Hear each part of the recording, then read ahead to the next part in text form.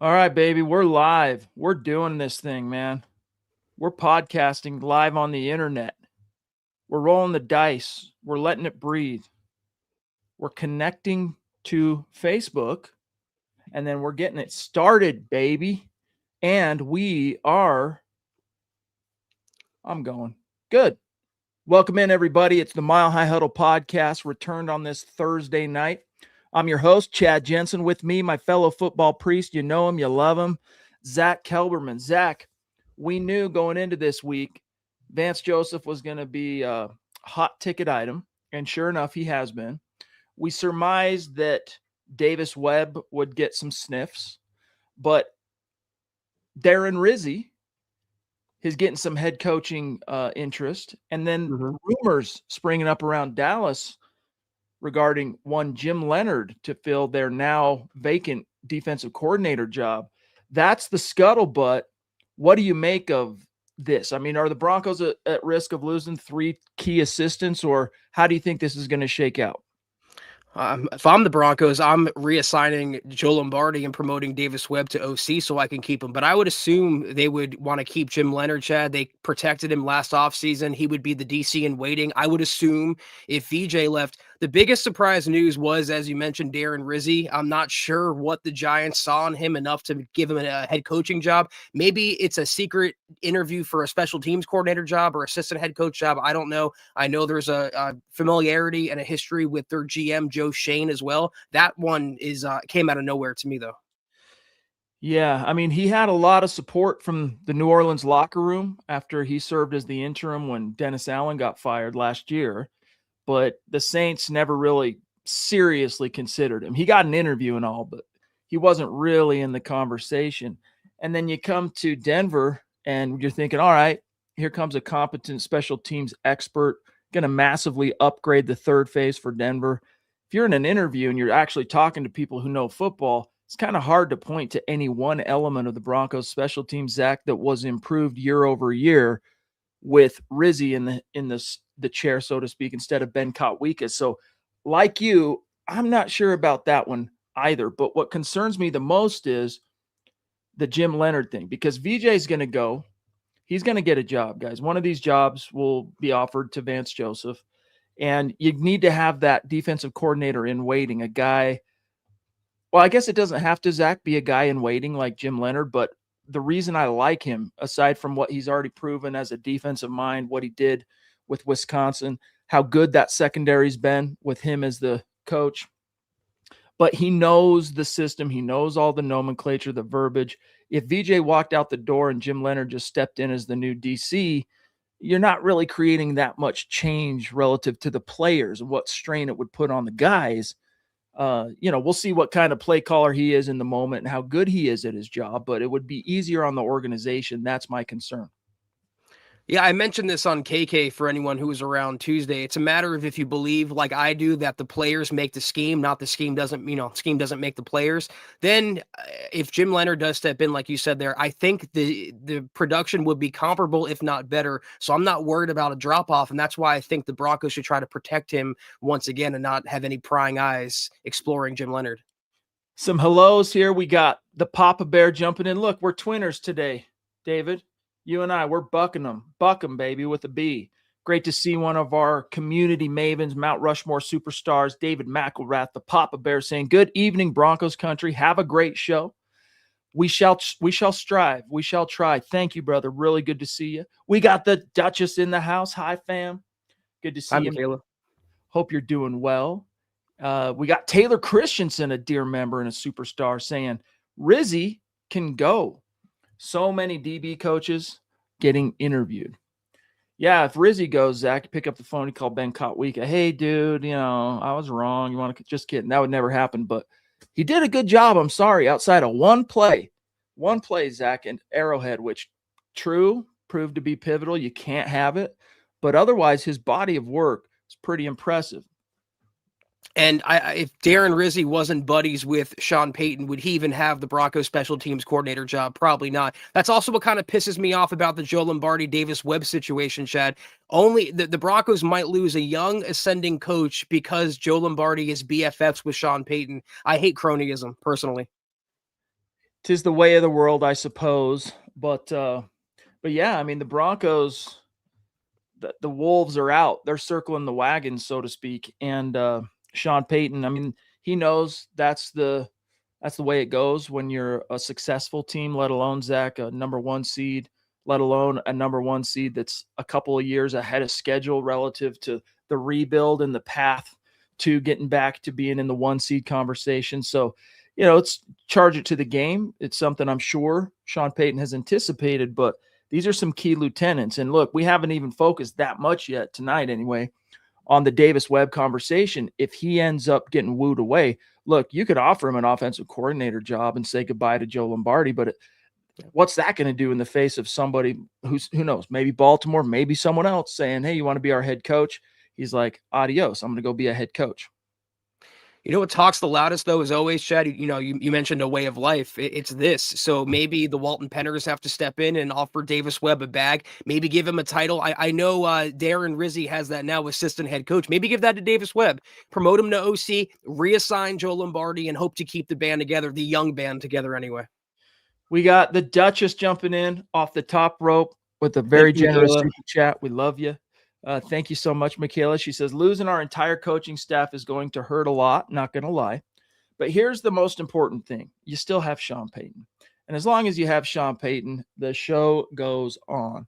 Little bumps in the road, perhaps, yeah. But as far as the culture, as far as the overall momentum, message, scheme, everything, you'll be just fine. And I mean, even if the Broncos lost Joseph and Jim Leonhard, I mean, depending on how some of these timelines work out, it could happen. Pardon me. I trust Sean Payton, Zach, to find the right guy to be the defensive coordinator. I mean, against some pretty stiff blowback, he chose Vance Joseph as his defensive coordinator. And I don't see how you could look back on the past 3 years and not say anything other than romping wild success. Like, Sean Payton was right. And it was a risky move, not only because of the PR and the negativity and the fans not really wanting to see Vance Joseph back in Denver, but, just the fact that how many cooks are in this kitchen? Who's the boss? Sean Payton, Vance Joseph. Vance used to be the head coach here not that long ago. And Sean Payton was like, no, I got a vision. Vance is my guy. It panned out. So that's the most important thing I'm getting at here, Michaela, is your culture guy. Your main driving force on the coaching staff is, in fact, Sean Payton. He's not going anywhere. Yeah, Michaela, thank you for the super. I don't think you're going to lose the entire coaching staff. Like Chad said, VJ is more than likely a goner. He's earned the second head coaching stint. I think Jim Leonhard does stay. Davis Webb, we'll see what happens there. But even if you lose 2 out of 3 of those guys, you have Sean Payton, and more importantly, on the field, you have the quarterback in Bo Nix. You have the head coach and the QB. You can survive any other defections of assistants. But again, thank you for the super. Sean Payton is the key, but of the other guys, Zach, so again, we'll say it. You've got Davis Webb, you've got Vance Joseph, and Darren Rizzi, and Jim Leonhard. So 4 guys being considered. Which one, Zach, would hurt the most, in your opinion, before we grab Michaela's? Well, she says here, losing Webb through another super chat. Love you, Michaela. Losing Webb will stunt Bo's development. How can we keep him? So that's the big concern. So if you were to prioritize, you're the Broncos, you're the Walton Penners, those 4 guys getting sniffed around the league, which one do you try to really keep in Denver? Y'all know me by now. I have the same theory with coaches as I do players. I want the young guys, the up-and-coming guys, to get the reps, so to speak, to get the opportunity. So I would prioritize Davis Webb and Jim Leonhard and let VJ walk, let Darren Rizzi walk, and go forward. Rizzi, I don't really worry about at all, because I don't think he's really getting one of these head coaching jobs for whatever it's worth. He'll stick around. Why isn't Joe Lombardi getting any sniffs? I mean, is it because he's the offensive coordinator, Zach, and yet he doesn't call plays? The whole wide world knows it's Sean Payton calling the plays. And if that's true, then why the shine to Davis Webb? It's because he was at one point in his career, Joe Lombardi, getting head coaching sniffs, Chad, and that happened with the Chargers. And his exit and his conclusion with Los Angeles was so bad. You ask any Chargers fan now, they despise Joe Lombardi. So I think his reputation around the league and how that ended with Justin Herbert and the Chargers, and also, like you said, he doesn't call plays. That's Sean Payton's baby. What does he really bring to the table? What does he do in Denver? Yeah. So how do we keep him? She wants to know, how do you keep Davis Webb? Well, I think you can find a lot of ways to keep him unless he's offered a head coaching job. Like if he genuinely is offered. Now, look, I think it would also, Zach, have to maybe be the right one. He could still leverage any head coaching offer to try and get a better situation in Denver, more money from the ownership group, etc. But if you are Davis Webb and you're only out of the playing ranks now 3 years, 3 years ago you were on the field throwing balls, and you have still, Zach, your whole career out in front of you. You're on a young team with a second-year quarterback killing it, with a team that's going to be around for a while doing this kind of stuff. I think Davis Webb can actually afford to be a chooser.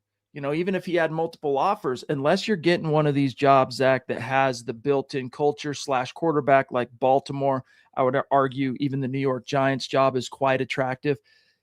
Maybe, you're not necessarily telling the Broncos this, but you're not, stepping over yourself trying to go sign on the line that is dotted, and you are instead using it to kind of bolster your position within the organization. Last year, they did that, Zach. I mean, we don't know for sure if they did anything behind the scenes to increase his paycheck. I'm sure they did by giving him the pass game coordinator thing. That's what they did to kind of incentivize him. Stick around. Here you go. You're now the pass game coordinator. You're not just the quarterback's coach.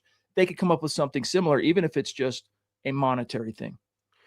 Yeah, he doesn't have the same cachet, or he's not the same media darling as Ben Johnson. But if anyone followed what Ben Johnson did, he was extremely picky and choosy about leaving Detroit and taking a head coaching job. And he only became the Bears head coach after years of declining other opportunities like that. So hopefully Davis Webb, like you're talking about there, picks the right spot for him. I personally believe, Chad, he should go to OC first and call plays before he becomes a head coach. But from his point of view, as much as I want the Broncos to keep him, and I hope they will try, the prospect of calling plays for Lamar Jackson and Derrick Henry in Baltimore, that's freaking awesome. I can't blame him for taking these interviews.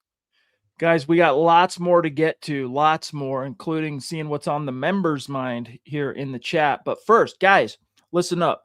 Have you heard of Goldbelly? It's this amazing site that I order from all the time, me and the missus, where you can get the most iconic, famous foods from restaurants all across the U.S., and it's perfect for game day. I mean, you got the playoffs still rolling, Valentine's Day coming up, or anything else you've got going on.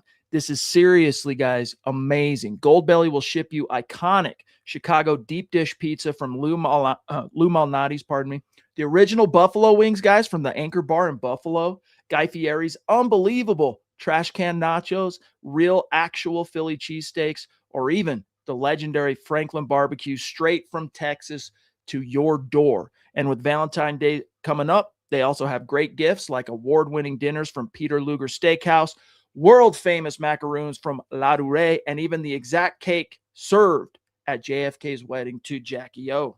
Yeah, the Philly cheesesteak really caught my eye, and it was absolutely delicious. It was high-quality grub delivered right to my door, and it lived up to the lofty expectations I had and to the legend of the Philly cheesesteak. It was like having a culinary piece of Philadelphia shipped to me hassle-free. Sometimes you don't know what you're going to get quality-wise from online food ordering sites, but Goldbelly absolutely delivers. This tasted incredible. So whether you're looking to turn game day into an unforgettable experience with friends or want to impress a loved one on Valentine's Day, go to goldbelly.com and get 20% off your first order with promo code MileHigh. That's goldbelly.com, code MileHigh for 20% off your first order.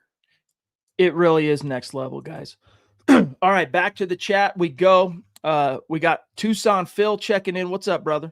Saying good evening, Chad, Zach, and Deacon Scott. At what point do we take care of JFM? And will Dobbins get a one-year deal? Buckham, MHH for life, Broncos for life. So, unfortunately, brother, I think the JFM ship has sailed. Not to say that there's still not time. I mean, literally, they could make an offer to him. There's still a long way to go between now and March. It's not completely off the table. But, Zach, the writing was on the wall when basically everybody but him got a deal. And according to the reports, he didn't even get approached. Like, it wasn't even the Broncos checking the temperature on what he's looking for out there. So, it doesn't seem like he's in the plan post this season, so 2026 and beyond. It looks like with the emergence, Zach, of Uwazurike. You've got last year's third-round pick, Savion Jones. You got some options. Malcolm Roach got extended. He's coming back, and he can step in and play that role while Jones is kind of getting his NFL legs beneath him. For whatever reason, I don't necessarily agree with it, Zach. It doesn't seem like JFM's part of the plan. No, if they wanted to resign him by now, they would have resigned him by now. And Dobbins, it's a wait and see approach. He's coming off an injury. That was the wrap on him. He couldn't stay healthy, Phil. So now he's dealing with that Liz Frank. We'll see if he comes back in the playoffs, if the Broncos make it far enough for him to come back. But I've said it all along. I think they're going to approach Dobbins like they approached Javonte Williams. They're not going to break the bank. They're not going to extend themselves. If he'll accept a 1-year prove-it deal, so be it. If not, they'll find his replacement. I would like to see Dobbins back, though. It's just, how do you pay him? How do you compensate him in a way that actually does compensate him / incentivizes him and yet protects the team? Mailman Ossendorf checking in, a dear member and a superstar. Good to see you tonight, big dog. He says, keep Webb and Leonhard. Let VJ walk for 2 third-round compensatory draft picks, which will be part of the compensation if he does leave for a head coaching job. Leonhard can step in and keep it going. Young blood is the modern NFL. Appreciate MHH. So, Zach, he's echoing what you said just a few minutes earlier. Yeah, mailman. It's a young man's business. It really is. And that's how I felt about players. It's how I feel about coaches. I know experience is important. And I know that typically young coaches have a veteran staff, and veteran coaches have younger staff members. But I would prefer the Broncos to do what they can to keep Jim Leonhard and Davis Webb in the fold, because they are the future of the Broncos coaching staff. Are you surprised that Zach Strief, Zach, has not been getting any of the same action that, say, Webb has been getting around the league? Not too many offensive line coaches ever get head coaching interviews, really. Mike Munchak was one of the few, and he's a legendary head coach. I don't know how many people, same with Joe Lombardi or Davis Webb, just chalked the Broncos O-line up to the magic of Sean Payton. Yeah, and there's some truth to that, but, man, Strief deserves a lot of credit for that. Plus, he does. They gave him the run game coordinator bump last year. So he's another name to watch as the head coaching / coordinator job hiring thing begins, because once teams start actually hiring these head coaches, each one of them has to go out and fill out a staff. So Strief and the Broncos, period, their entire coaching staff are not out of the woods. Even if VJ leaves and everybody else stays temporarily, they're not out of the woods. So stay tuned for that. But Mailman, really appreciate you, big dog. We got String Guy saying, hello, Chad, Zach, and Scott, Broncos country. Has anyone heard any news on our injured players? Ever since the bye week, Denver's been devastated by these injuries. So the key ones here, Zach, I think everybody wants to know about is Dre Greenlaw and what's going on with PJ Locke. Unfortunately, there really hasn't been any information out there yet, Zach, that I'm aware of, because the team has been on bye. And not that Sean Payton is going to talk too much about it, even if he was holding a press conference every single day this week. But next week, Zach will at least have the practice reports. You'll start getting some buzz on it. Unless you've heard something I haven't. No, I'm in the same boat as you. We're waiting on Sean Payton to talk and say nothing, and we'll glean more information from the practice reports next week ahead of the playoff game. Interestingly, though, with Wattenberg still on IR and Forsythe, he picked up that minor injury. The Broncos did sign a center, Michael Dieter, whatever, to the practice squad yesterday. So we'll monitor the center position as well going forward. It's good to see the Ronk in the house, big dog. Good evening, he says. Chad and Zach on the Mile High Huddle podcast. Go Bo Broncos. Great to have you, brother. Keith, this is a fun question. Maybe we'll save it.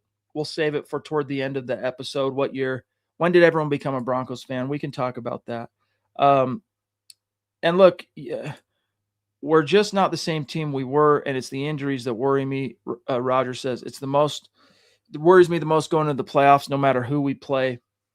I mean, the big ones that hurt, as far as I'm concerned, Zach, since, let's say, the Jags game, is losing Jones and Wattenberg, and neither one of those guys can come back for a while. Jones a little sooner, because I think Wattenberg was hurt the next week. I'm trying to remember the timeline on Wattenberg, but Alex Forsythe, here's what's weird. He stepped in that first game Wattenberg was out, so that was the Chiefs game on Christmas, played really, really well, genuinely, objectively played well, got a game ball. the season finale against the Chargers, man, that defense, Minter, the whole nine, he did not look as good, did not play as well, created a little bit more concern. I think coming out of Kansas City, everyone, Zach, for the most part, was kind of like, okay, we're going to be all right at center. But then after the Chargers game, it's like, whoa, that was brutal. We could not run the ball unless it was Jaleel McLaughlin, which, again, that's a whole other topic for itself. Hey, coach, this is kind of staring you in the face. Give it to the guy who is yet to run for under 5.5 yards per carry in the last 5 games. Yo, hello. But Zach, is it really, I don't think the Broncos have been that snake bitten. Every team deals with a little bit of injury misfortune. And I think one of the reasons why the Broncos are the 1 seed and won as many games as they did, tying a franchise record, 14 games, is they did a good job for the most part avoiding the injuries. Including to the most important player of them all. And that's all I'll say about that. True.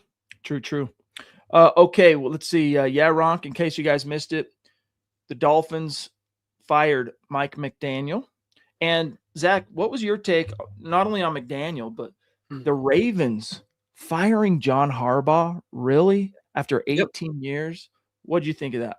I love it. It's time to shake up the organization, Chad. It's one thing to win a bunch of regular season games, but they get in the playoffs and they don't win anything. They have Lamar Jackson, future Hall of Fame quarterback, and they've squandered a lot of his prime. So I feel like behind the scenes, it was to ownership. It was either Lamar or John Harbaugh, and they chose rightly Lamar Jackson. So I love what they did there, honestly. Minus the fact that John Harbaugh, Zach, actually does have a ring, right? He went through Denver to get it. Years ago, yeah. 2012, yes. But it's not that dissimilar, if you guys think about it, from what happened when Dan Reeves was fired by Pat Bowlen. Dan Reeves was a guy who had taken the Broncos to 3 of their 4 Super Bowls at the time. Yeah, he was coming off a couple of not great years, but the great years weren't that far in the rear view. Worried about squandering his star quarterback's prime, Pat Bowlen said adios to Dan Reeves. And what happened to Dan Reeves? He ended up going to Atlanta. He went to New York, then Atlanta. Won in both places, by the way. Or I might have gotten those backwards. But either way, Broncos end up facing him in the Super Bowl is wild. So John Harbaugh, that trend of a guy who's dug in, been there a long time, won a lot of games, it's really not that new of a concept, Zach. I mean, even Mike Shanahan, he had been the coach in Denver for 14 years, but he missed the playoffs 3 straight years, and Pat Bowlen ripped the Band-Aid off and fired him. So I don't know. I think you're right. It's probably for the best, get some new blood in there, but it did surprise me. I won't lie. The only reason Harbaugh has a ring, Chad, is because Joe Flacco went on one of the flukiest playoff runs of all time. And then after he won a Super Bowl, he reverted to being dog crap like he was throughout his career. So it's the same thing I felt about Mike Tomlin in Pittsburgh. If he didn't win an in game against Baltimore, I felt like Pittsburgh should have moved off Mike Tomlin, a guy who's he got a ring forever ago off the back of another coach, a different personnel. I like what Baltimore did. In terms of Mike McDaniel, though, Michael, I've heard he could be an OC candidate for Detroit, and I think that's a perfect fit for him. That would be pretty fun to watch. We got Michaela jumping back in again. We love you. You're the bomb.com. She says, with Joseph and Leonhard probably leaving, or possibly, I'm going to say possibly. Joseph, pretty dang certain, in my opinion. Leonhard, I think he can afford to wait a little bit because he knows he's the next guy. So am I going to leave right now and go take a Cowboys job when all my guys who I know I've been coaching for the last 3 years, I'm probably going to be in the same position here? I don't think Leonhard ends up leaving if Joseph gets a job. If I'm wrong, Zach, and Joseph doesn't get a head coaching job, Leonhard's probably gone. He's tired of waiting. Like, has his opportunity for upward mobility within the league. You don't know how long that's going to last, how many bites at that apple you're going to get. He'll probably be gone.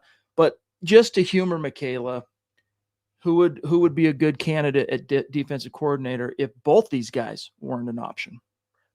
Scott might want to earmuff, but I think Raheem Morris, if he's still available at that time, would be an excellent defensive coordinator. It's not head coaching material, but someone that's a veteran coach like Vance Joseph, been around the block and can command a locker room or at least one side of the ball. So that's one out-of-house option I would look at, Michaela. But like Chad said, they plucked Jim Leonhard away from Wisconsin when he was a defensive coordinator. He was this close to becoming a head coach, at least in college, and they made him a secondary coach in the NFL. And I understand they probably probably said, just bide your time. We'll make it happen for you. Okay, but it's a few years later now. So I hope that they'll incentivize him enough to hang around and make him the DC in waiting. That's my first choice. You've got a 44-year coaching vet in Joe Vitt still on the roster, but he's 71. He goes back many years being a defensive assistant. I don't think he was ever a coordinator, though, although he did serve as the interim head coach of the Saints that year. Sean Payton served a suspension. But the one guy on staff that intrigues me, Zach, as a potential internal option for such a DEFCON 5 situation is Jamar Cain, who is the defensive line coach. I don't know exactly what his X's and O's, play caller, scheme, all that stuff. I'm not 100% sure, but he intrigues me with how successful he's been with his particular groups, right? Getting sacks, leading the league 2 years in a row. That's gnarly enough, but also breaking and then resetting franchise sack records back-to-back years. You give credit to Joseph, you give credit to Jamar Cain for that, who coaches the defensive line and the outs, basically the pass rush coach, right? And he had that tie to Nik Bonitto in college, which was kind of what brought him in and all that. But he's interesting. Look, Rex Ryan was a guy that was bandied about, Zach, as a possibility after Fangio declined the job, and no one in their right mind could have even thought that Sean Payton would then go to Vance Joseph. So, there's some guys out there. Yeah, hide your toes if Rex Ryan comes to town, Chad. I don't know. He's talked so much crap about Denver and Sean Payton. I think because he feels slighted that he was passed over for VJ. I don't know if he's an option anymore. I don't know if he even has it anymore. The game has probably passed him by. Again, though, Michaela, Raheem Morris would be my go-to out of house if he doesn't land another gig soon. But Jim Leonhard's got to be the one they're setting up to take over for VJ. Yeah, and honestly, right now, I don't think enough has happened to knock us off that being the succession plan. And I think it's good for the Broncos to know that Jim Leonhard, he's got some value around the league. So I'm sure the conversations, Zach, are taking place internally. Hey, when Vance leaves, I'm sure Sean Payton started having these conversations 2-3 weeks ago, but maybe revisited in this week. Hey, Jim, your phone's going to ring. Remember, you're the guy when VJ leaves. And look, man, all but I guess 2 of the teams, I've kind of lost track of it now. What team has he not interviewed with yet, Zach, Vance Joseph? Cleveland? Yeah, Cleveland. I think that's the only one. That's the only one. Did he interview with Miami? No. Well, they just fired McDaniel. That's true. Just happened. So those are the only 2. He interviewed with Baltimore. He was the DC there in 2016, though. True. In Miami. True. But Miami, according to the rumor mill, is going hell-bent for high water to get John Harbaugh is the scuttlebutt. But Harbaugh's going to have some pick of the litter, of course, outside of the Baltimore job. It's going to be interesting to see how it shakes out. There's even people wondering if Sean, depending on how these games go this weekend, is Sean McDermott going to have a job after this weekend? Like if the Bills get bounced early, that's another situation where if you're the Bills ownership, look, this is a Broncos podcast, but this all works together, right? It's all synergistic. It all has a part of the big picture. And if you're talk about squandering the prime of a franchise quarterback, if you're the Bills, you got to start thinking about if they don't advance, you got to start thinking, Zach, about, man, who's out there that could help us capitalize on this phenomenal potential future Hall of Fame quarterback's career while he's still got his prime faculties. And also Green Bay, I've heard, is a situation to watch. Less so than Buffalo, but man, after you saw Harbaugh get handed his walking papers, Zach, and even McDaniel a little bit, I thought he was safe this deep into the week. VJ also spoke with the Raiders today. He's going to speak with the Cardinals tomorrow, so he has a full dance card. I think it's a fait accompli that he takes a head coaching job. And I see a comment that says the Broncos should get Harbaugh to replace VJ. Why would they get a special teams coordinator to replace a defensive coordinator? They're not going to. Right. So there you have it, Michaela. We'll see how it shakes out throughout the next week or two, and what is going to be the first domino to fall. How much, Zach, VJ's attractiveness as an option, you got to wonder if the Broncos use that word again, on their seeding as the number 1 team with home field advantage throughout and make it all the way to the big dance. How many teams are going to want to wait that long for Vance Joseph. That's the one thing I could see happening that prevents him from getting a job in this cycle, because some teams won't be. I mean, these owners, man, they're impatient, as you can see. They want their guy. They want to get started. They want to get the hiring going, the coaching staff filled out. Another thing to monitor.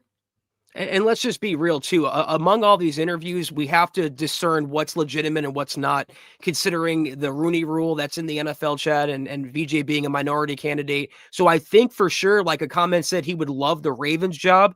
I don't know if he'll go to Vegas. He interviewed there as well, but he's going to have at least 2 offers out of the probably 4 or 5 teams he's interviewed with. David, where are you going, bro? Come back. We're just getting started, big dog. Ralph, the brace girdles in the hizzy. Great to see you. Really great to see you, big dog. He says, my priests, I'm doing a shot tonight for the 14th anniversary of Tebow to DT. The only playoff game I ever attended. Love you guys. Yeah, bottoms up, dude. Cheers to you. That was a phenomenal, phenomenal moment. One of the most unlikely playoff outcomes of the 21st century, to be honest with you, because Zach, Tim Tebow and company had worked some miracles that year, but let us not forget, they not only backed into the playoffs, losing the final 3 games, just so happened to luck into the fact that the AFC was a complete crap show that year and still won the division at 8-8. And then, Zach, they got a host of the defending AFC champion Steelers. No one expected him to win. Tebow pulled it off. DT, that huge play. You had to make the throw, and then DT, Zach, with that stiff arm, turning on the Jets, it was over. Good times. Shot singular, Ralph. I find that hard to believe. Yeah. No doubt. Ralph, enjoy, big dog. Cheers, bottoms up, etc. Okay, Michaela saying, jumping in again. She says, why is Joseph focusing on interviews instead of game planning with Sean Payton on playoffs? Will it hurt our chances? This is always a question, Zach, that you have to kind of examine a little bit. How much is it distracting from the task at hand? Honestly, there's not that much they can. I mean, they can do some preparation, don't get me wrong, but they can't get really out into the weeds super specific till they get some results from these games. Like, there's literally 4 different opponents they could be facing in the divisional round, Zach, which it would be fun to rank them tonight. We should rank the 4 potential opponents the Broncos could face. The only 2 they can't face, the Patriots and the Jaguars in the divisional round, right? You could see either of those teams in the championship round. But how big is this a concern for you, Zach? Like, this is all taken away from what should be, getting ready for whoever comes next in the divisional round. I don't think something like this is quantifiable. I think this is one of those situations where if the Broncos win, then it's going to be, well, it wasn't a big deal, obviously. And if they lose, well, then we're going to make a big deal out of it. The Broncos, Michaela, have looked unprepared during the regular season. On some weeks, other weeks, they look like they were the best team in the NFL. That's their whole nature. So even if they are unprepared because of this, which I don't think is going to happen, we really won't see a difference because we're so used to them being topsy-turvy anyway and waiting to turn it on in the 4th quarter anyway. So this is the nature of the NFL, like Chad mentioned. I don't personally believe it hurts a team. I just think it's one of those things that players understand it's part of the business. It's a good problem to have, but let's put it that way. Like, when your coaches become coveted, means your team is doing something right. And man, feels good. It feels good for the Broncos to be getting that attention. It was really cool, speaking of attention, to see both Jaquan McMillan and Devin Key get selected to the Pro Football Focus All-Pro team. Now, granted, McMillan was the second team behind Cooper DeJean, but really cool to see that because, let's face it, Devin Key got snubbed for the Pro Bowl. But I think that gets made up to him with the All-Pro team. We shall see. Love you, Michaela.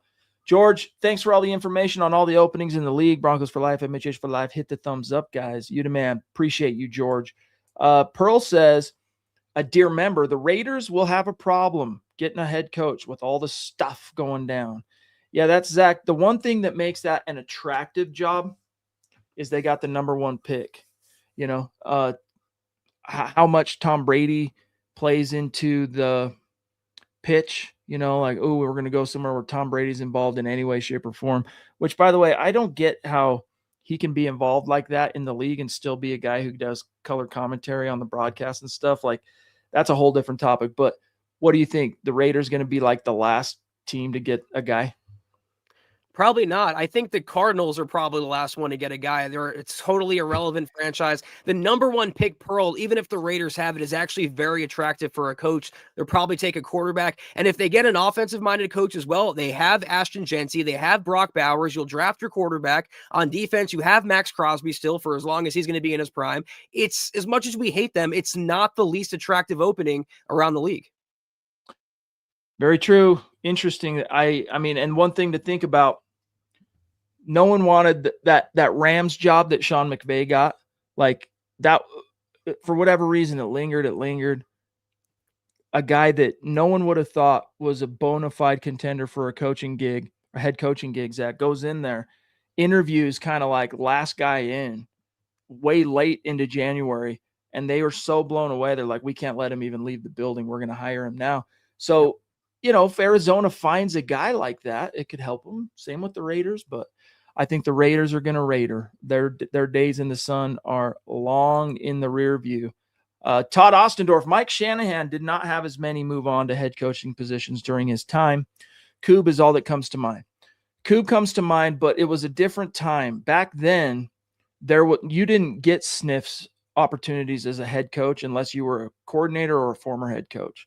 Like the league did not hire guys who were not coordinators or head coaches. And that's changed, and it opens up the cupboard a lot more, Zach. But that's true. It's interesting. And I think part of that, too, is, Mike Shanahan, outside of those 2 Super Bowl years, didn't really have great defenses. I mean, the 2005 defense was pretty dang good. It was the main reason they got to the AFC Championship game, in my opinion. But I don't know. That is an interesting question. Coob did, though, so it's not like no one advanced to a head coaching gig. Coob did. I'm lacking in the context here of the conversation. I don't know. He's just opining how it's crazy that the Broncos are getting pillaged so much when, like, back in the day when the Broncos were a bona fide force to be reckoned with for most of his 14-year tenure, it wasn't as big of a distraction or concern for the Shanahan Broncos. Got you. Yeah, I think, like you said earlier, Chad, it's ultimately a really good problem to have, because when the Broncos were irrelevant in the last decade, no one was looking at their staff for a potential head coach. Ralph says, shot singular, chasers are never ending. I'm thinking we play Houston next week, but I'm not scared of any team in our house. Chad, call out X for some retweets. Let's go, X. Retweet this bad boy if you're in the stream with us. Retweet. Appreciate you guys. Duchess, again, lately she says, our defense looked like, to me, Joseph had his head on his next job, like, not in the game, so to speak. LOL. Yeah, I mean, since basically the bye, and it was during the bye when all this stuff about the next job you're going to get started coming up in the press. So there is an interesting angle here that you could try to correlate.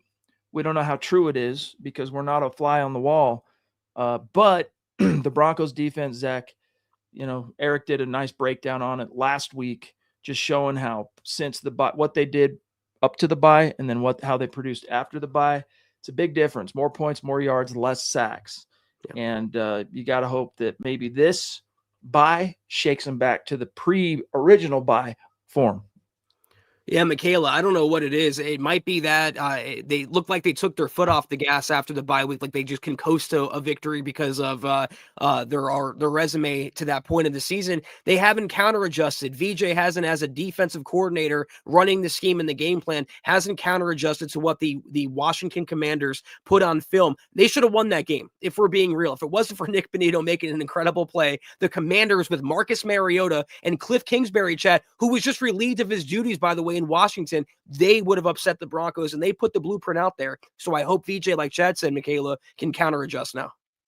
And he's a guy, by the way, Kingsbury, who's been singing the praises of one Davis Webb because of, their time together. They have a long storied history together, for what it's worth. But love you, Michaela. Todd, each year Sean Payton loses some coaching staff.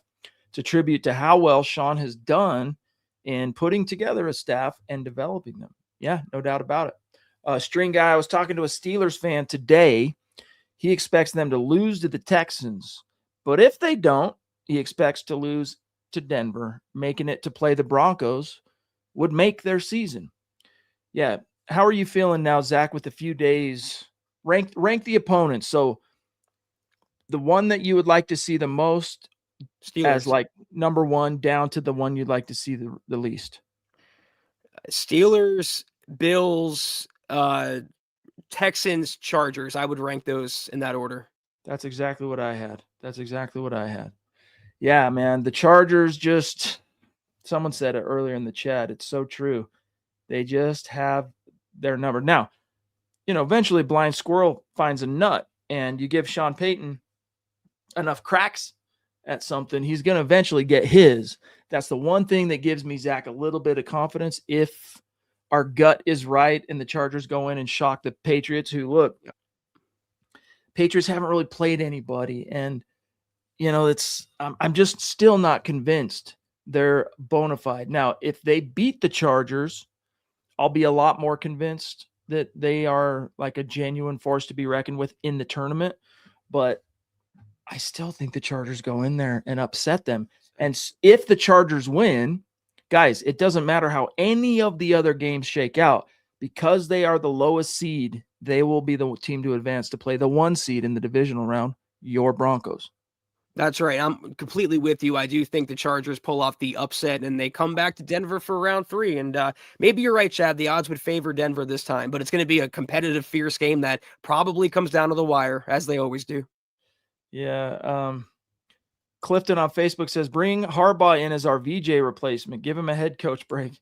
Yeah, he doesn't need to do that. Besides, he's not a defensive coach. People think he is. He can specialize in anything probably at this point. He's been at it so long as a head coach, Zach, but he got into this thing as a special teams coach. When Baltimore hired him, it was kind of a really, what? They're hiring this guy to replace, who was it, Brian Billick? If memory serves. I mean, I got to go way back in my NFL Rolodex here, memory. But he was an odd decision just because how many special teams coordinators, Zach, get head coaching gigs? You got to be a real special bird to stand out amongst that and get that interest. But he turned out to justify the decision. That's for dang sure.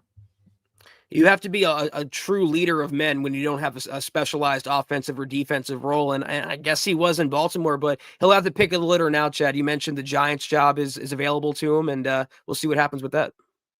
All right, let me see here. Let's talk about it for a second. We're 42 minutes. Let's do it. Where'd he go? Let me see if I can find him again. Keith, when did everyone become a Broncos fan? If you guys want to, I know a lot of you have already answered in the chat, but it's kind of interesting. Some people, let's see. Todd says, I feel like leaving Jets fandom was the healthiest choice, but I'm not sure. Were you, Todd, once a Jets fan? I'm curious, but I don't have any memories, for what it's worth, guys, of not being a Bronco fan. It was just kind of, you know how it is. You get baptized into certain things with your family. That was one of them for me. So my first Bronco memory is the Redskins Super Bowl. That's the first time I can really think back and have an actual memory of the Broncos. So that was in, January of 88. So I was like 8 years old ish, something like that. But yeah, that's my story. I was also that's my first football memory, basically, like vividly, was the AFC in the 98 AFC title game, the Jets and the Broncos. So it's been a while, and Chad and I have been doing this now, covering the team, and it's been a blast. Absolutely been a blast. Pearl says, I moved to Colorado in 78. I was a Jets fan, but fell in love with the Broncos and have been since. That's really cool. Ronk, he's a Broncos fan from Tucson, Arizona since 95. Scott, I was going to pull that thing up. You got rid of it. Sorry. See if it's still at hand, we'll throw it up there. Yeah, so kind of fun, good, interesting topic. Check this out. Mr. Producer, just throw it on when you got it. This is kind of cool. Now, we know Broncos country is not a geographic location. It is, in fact, a state of being, because Broncos country is worldwide. But if you look at this, this is based on county. So fanhood, based on the closest playoff team to every county in the U.S. So look at that. And that pretty much accounts for it. I mean, honestly. But I know a lot of people in this sector here, southern, southwestern Utah corner. That's all Bronco country as well. I mean, the Raiders are still such a new phenomena in Vegas that they don't really have their own roots there yet. But this is talking about playoff teams. So, yeah, Zach, Chargers, Rams. You go up northern Nevada, you got the Niners, Northern California, and then most of Idaho, a little, let's call it a third of Montana, all of Washington, most of Oregon. But look at all that blue, guys. Look at all that blue right in the middle there with your Denver Broncos. Kind of cool. Kind of cool. So, yeah, interesting. Bill's kind of specific up there, a little tiny little, few counties. Anyway, all right, guys, we're at 45 minutes. We still have a little bit of time here.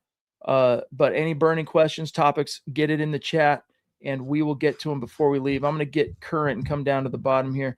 Keith says, 97. It was 97 for me, 5 years old, watching my uncle getting fired up. LOL, haven't looked back since. That was a good year to be a Bronco, to become a Bronco fan. Todd says, I actually started as a Fran Tarkenton fan growing up, rooting for the Vikings. My dad moved to Denver in the 80s and then followed them since 83. That was a good year to begin following him. Elway, right? Phil says, takes it all the way back. 64 season record, 2-11-1. LOL. Yeah. And like Rock says here, the state of Arizona is Broncos country. Where do I have it over here? Dang it. I got it somewhere from Proud Zennial, Ian, when I met up with him in Phoenix area this past summer, and he gave me a sticker that said, and he has it on his license plate. It says I think it says the desert is Broncos country, but it might say Arizona is Broncos country. But yeah, that's tough, man. Arizona, the Cardinals have still struggled to really like get that dedicated, hardcore fan base. I kind of feel for them. I don't know why that is. Part of it, I'm sure, Zach, has to do with they've just never really been any good. They had a little stretch there with Kurt Warner. They had a little, even smaller stretch with Jake Plummer. But when you're not any good and you're in a city that has a lot of people moving in and out, like Phoenix does, like it's a very transient city, it's hard to sink some roots, but they've been there a long time, dude. Yeah, but they're bad and boring, and that's a bad combination in the NFL. Exactly. Let me see here.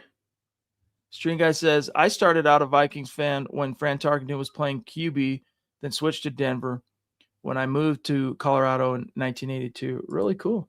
Steve Baumgartner says, I just watched the Elway documentary on Netflix. It was amazing. It genuinely is, guys. Like, if you have a subscription, you got to watch it. Like, it's a must watch.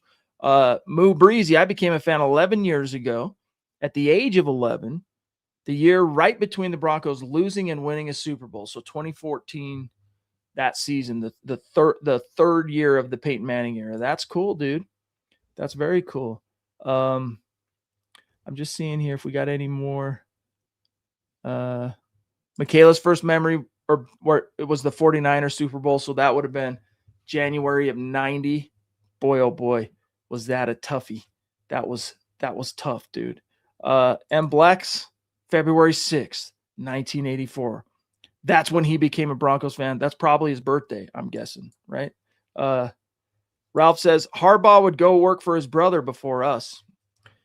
Probably. Maybe. I don't know. They have a pretty stiff rivalry, dude. Did you see that clip, Zach?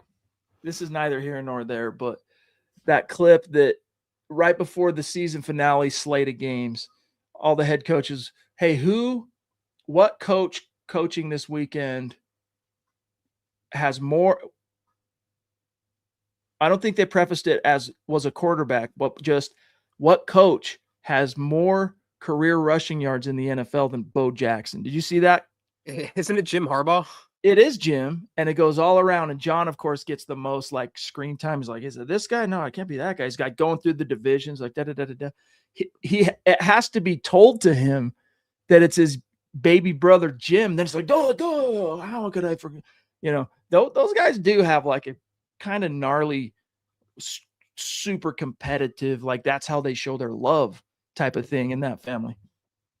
For what it's worth, I think Jim Harbaugh is a much better coach than John Harbaugh is. But yeah, I don't see him coming here, Ralph, in any capacity. He's going to have a head coaching job in Miami or New York in about 5 minutes from now. Exactly. All right, guys, we got well, real quick from Ron, Clint Kubiak and Davis Webb are future head coaches in the NFL. I mean, speaking of, that's another guy where it's like, hey man, you got something special cooking there in Seattle. Like, don't take a head coach job just to take a head coach job, because like you're in a situation where you could be belle of the ball for several years. Clint Kubiak, what's going on in Seattle? Don't forget, Sam Darnold signed a multi-year deal. He's going to be there a while. McDonald's doing a heck of a job. Kubiak to me is more interesting as a in terms of bona fides. I shouldn't say more interesting. Guys who have a little bit more, here's what I have done in the league. Kubiak definitely has more at this stage than Webb, but Webb's only been at his Zach 3 years. That's exactly how I feel. Yeah, Kubiak's been calling the plays and doing, like you said, an amazing job with Sam Darnold. I think he deserves a head coaching job right now, Kubiak does. Davis Webb, I think he's about a year away. I think he should take an OC job and call plays first, whether in Denver, probably not, or elsewhere. But yeah, you're right. They are the future of the NFL, absolutely. By the way, as Mblex is saying here, guys, join the MHH Discord. If you're watching this after the fact, guys, the link to the Discord is in the description of the video. If you're with us live right now, I just dropped the link in the chat. Click it, join. It's free. This is where we hang out outside the stream and talk Broncos like all the time. So come be a part of this thing. We need you there. And Mblex has been a huge help to us getting it rolled out and just kind of being there, taking care of things, helping us all the time. So appreciate you, big dog. All right, guys, we got a few messages for you. Then we're going to take one last look at the chat. Do not you go anywheres. Another tremendous installment, as always, of the Mile High Huddle podcast. If you're not doing so, please follow us on X at the MHH Pod. You can follow the main account on X at Mile High Huddle.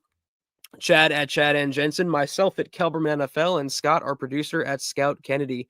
If you guys want some merch like we're rocking each and every single podcast, check out MHHmerch.com. It gets you some. If you haven't done so yet, please drop us a like at Facebook.com/Mile High Huddle Pod. You can find us on Instagram at Mile_High_Huddle. If you're listening on Spotify or Apple Podcasts, make sure you're leaving your football pre-save 5-star review for a chance to win some merch each and every single month. But if anything, y'all, please, very important, as always, that you subscribe, you like, you share this video and every video you see on the MHH channel. It really helps us grow and reach more Broncos fans just like you. All right, so we've got the origin story here of Ralph. Born in 78 in Colorado, moved to Florida when I was 8, and always remember Dolphins fans telling me why Marino was better than Elway, LOL. I was a fan of both, but in 96, Terrell Davis solidified my fanship. That's cool. Growing up, my best friend was a Dolphins fan. And so when we go out in the street and make believe, like I was always Elway throwing that bomb, Mark Jackson or Ricky Nattil or Vance Johnson, or and he was always Marino, throwing to the Marx brothers or something. But we're all born around that same time, 78, 79, my crew, 80, some of us. Anyway, really cool, Ralph. Thanks for sharing. Sean says, growing up, I didn't have a team. I played football in high school. My dad was a Broncos fan. He grew up in Denver, met Elway as a kid. Ever since then, I became a Broncos fan for life. MHH. That's really cool, dude. Really cool. Todd, is Chris Harris coaching now? Zach, have you heard anything about Chris Harris Jr.? I am not too sure. I mean, I would suggest checking his Wikipedia, Todd, and it'll tell you right there. I haven't heard anything about Chris Harris. He's been doing more like media stuff that I've seen, like, I guess I should say more like social media stuff. But as it stands, it just shows him Zach is a, let's see, post-career. Let's see if it shows anything. Retirement. Doesn't personal life, something. No, nothing official, but he might work with like some high schools, you know. He might work a little bit with alma maters. I don't know for sure. But yeah, join it, guys. Hit that Discord. We need you in there, guys. We need to keep it a thriving, active community. Ronk, and well, first of all, Todd says, I still remember seeing Elway line up under guard. I was too young for that. My first memory is like 87 season. Ronk, Aqib Talib is a future coach because he helps his sons in football. I don't know, man. I think he could actually make a great coach. Can you stay out of trouble? Right. He's still had a lot of post NFL trouble, Zach. He would be, to me, like a great defensive backs coach or something, secondary coach, cornerbacks coach, but I wouldn't put Aqib in charge of a whole NFL team. That's just asking for trouble. Yeah. Okay. Philip Rivers might be a surprise. Isn't that interesting, Ralph? So tail end, last thing, we'll get out of here, Zach. But Philip Rivers, of course, came out of coaching a high school football team to be called back to go play 5 years after his last NFL pass. And then that last week or so, he was in Indy, Zach. A lot of questions around interest in being perhaps one day an NFL head coach. He's like, yeah, I think I would be a great NFL head coach. So you wonder how seriously any teams would take that coming, Zach, from high school to the NFL. Has that ever happened before? I mean, I don't know, but like Jeff Saturday, Chad, he was an interim head coach, Jeff Saturday, and then he was getting head coaching interviews. So crazier things have happened in the NFL. It would not surprise me if Philip Rivers got a head coaching job. Josh McCown was getting head coaching interviews a few years ago. True. All right, guys, a mile high salute, a special shout out to all the great Super Chat superstars, supporters, and dear members helping us keep the lights on tonight, like the Duchess with multiple generous Super Chats, the Papa Bear getting in early, Taylor, Tucson Phil, the mailman Ossendorf, Brace Girdle himself, George Fox, and then shouts to all the members, Keith, M. Blex, Pearl, Todd, David Youngkin, String Guy, Ronk, Unique Prepping. I haven't shouted out Smouse in the house yet. Good to see you, pal. Sue Gibson. I know there are more, but then I'd have to scroll all the way up and I might miss some more people. So if you're a member, love you. And especially if you're a member, come join the Discord. All right.